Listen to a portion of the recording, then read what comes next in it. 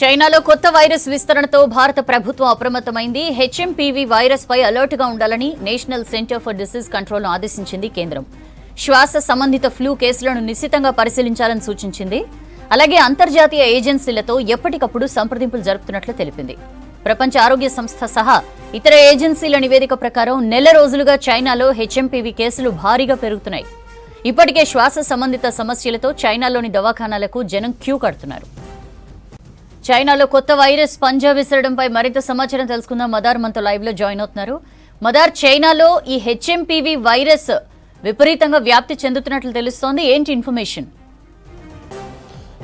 సౌజన్య, December 16 నుంచి 22 ఆ మధ్య కాలంలో భారీగా శ్వాసకోశ సంబంధిత వ్యాధులతో బాధపడుతూ చాలామంది చైనాలో హాస్పిటల్లో పాలయ్యారు.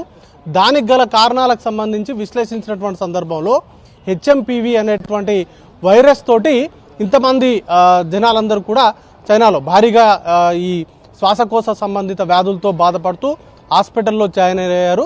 దానికి సంబంధించి వైరస్ వ్యాప్తి అనేది కూడా చాలా విస్తృతంగా ఉండడంతో ప్రస్తుతానికైతే చైనాలో కొంత ఆందోళనకరమైనటువంటి సిచ్యువేషన్ ఉంది. చాలా వరకు ఈ లంగ్స్ కావచ్చు, లేకపోతే రెస్పిరేటరీ సిస్టమ్కు సంబంధించి ఎవరైతే చిన్నపిల్లల పైన అలాగే వృద్ధుల పైన దీనికి సంబంధించినటువంటి ఇంపాక్ట్ అనేది చాలా ఎక్కువగా ఉంటుంది. దాంతోపాటు రెస్పిరేటరీ సిస్టమ్కు సంబంధించి శ్వాసకోశ సంబంధిత వ్యాధులతో దీర్ఘకాలికంగా బాధపడుతున్నటువంటి వారిపైన ఈ హెచ్ఎంపీవీకి సంబంధించినటువంటి వైరస్ ఎఫెక్ట్ చాలా ఎక్కువగా ఉంటుంది.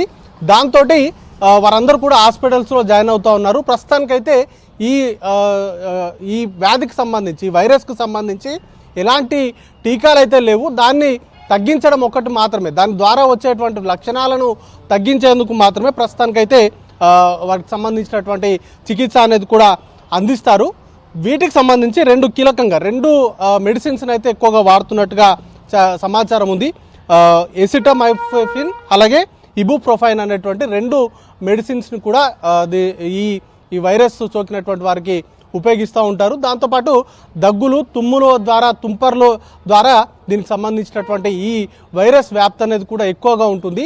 దీన్ని కట్టడి చేసేందుకు, అంటే దీనికి సంబంధించి ఇతరులకు చేరడానికి సంబంధించి ముఖ్యంగా 3 నుంచి 5 రోజుల వరకు, అంటే ఇది పొదిగే కాలం అంటారు, దాన్ని 3 నుంచి 5 రోజుల వరకు ఉంటుంది అనేది కూడా సమాచారం ఉంది.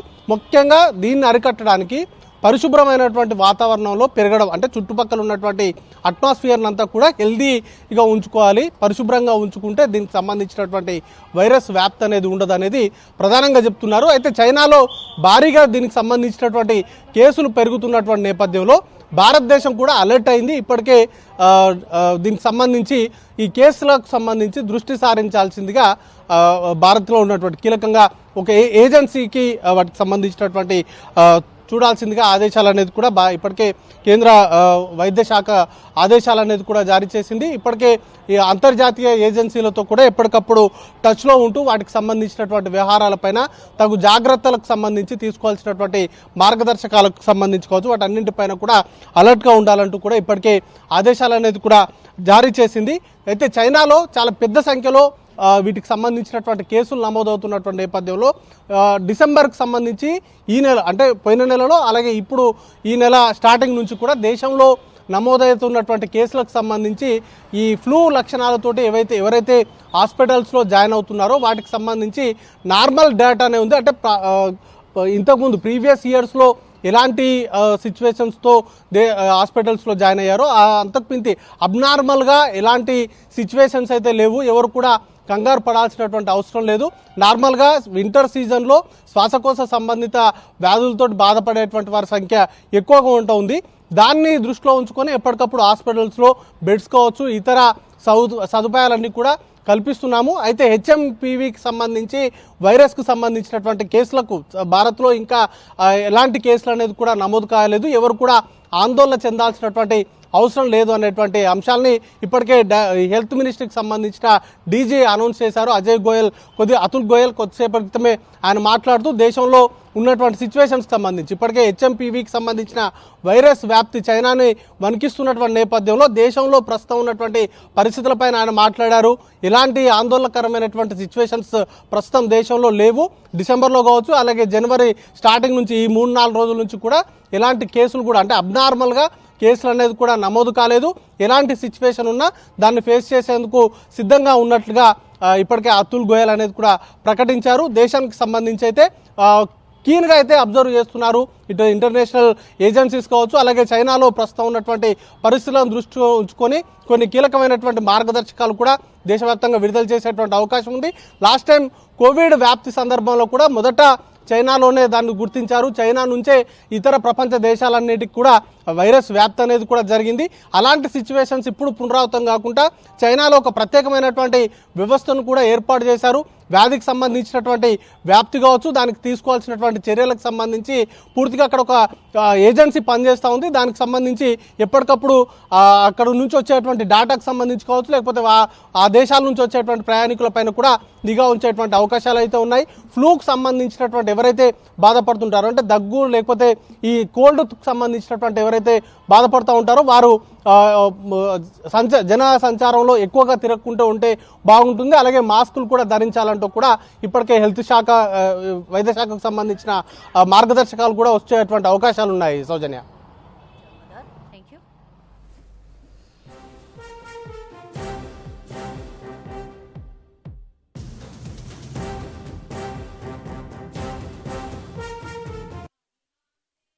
there has been news doing the rounds about a metapneumovirus outbreak in China. Let me be very clear on that count. Metapneumovirus is like any other respiratory virus which causes a common cold. And in the very old and the very young, it could cause flu-like symptoms. However, we have analyzed the data of the respiratory outbreaks within the country. There is no substantial increase in December 2024 data, and no cases which have been reported in large numbers from any of our institutions. In any case, during winters, there is an increased outbreak of respiratory virus infections, for which our hospitals are usually prepared with the necessary supplies and the necessary beds.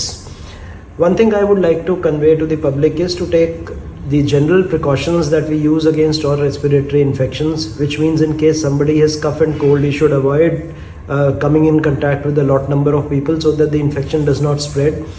And while using a distinct hanky or towel for coughing and sneezing, and take the normal medicines that are required for cold or fever whenever it's there. Otherwise, nothing to be alarmed.